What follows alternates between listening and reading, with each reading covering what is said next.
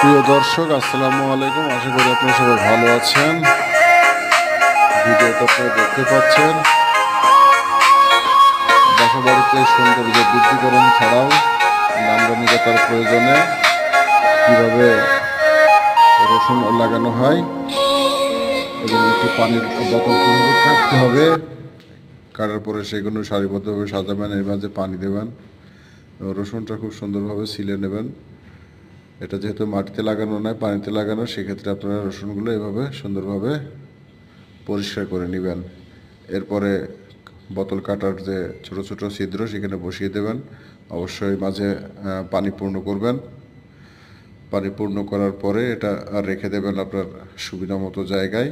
এরপরে আস্তে আস্তে দেখবেন সেখান থেকে সুন্দরভাবে গাছ বের হচ্ছে। এগুলো দেখতে যেমন চমৎকার, এবং এগুলো আপনার বাসার রান্নার কাজে ব্যবহার করতে পারবেন, অথবা যদি মনে করেন যে আমি এভাবে ছড়ানোর পরে আবার নতুন করে লাগাবো, সেক্ষেত্রে কুয়াগুলো ছড়িয়ে নেবেন। ছড়ানোর পরে চারাসহ আপনার নির্দিষ্ট একটি জায়গা নির্বাচন করবেন, সেখানে এগুলো সুন্দরভাবে লাগাবেন। তবে যদি সারযুক্ত অর্থাৎ কম্পোস্ট যুক্ত যে সার বা জৈব সার যেটাকে বলি, সেরকম একটি পাত্রের মাঝে অথবা সরাসরি জমিতে সারিবদ্ধভাবে লাগাবেন। লাগানোর পরে এখান থেকে আপনারা পরিপূর্ণ যে বাজার থেকে যে চাষ করা যে রসুন কিনেন সেরকমভাবেই এখান থেকে পাবেন, যেটা আপনার পারিবারিক চাহিদা সম্পূর্ণ হবে।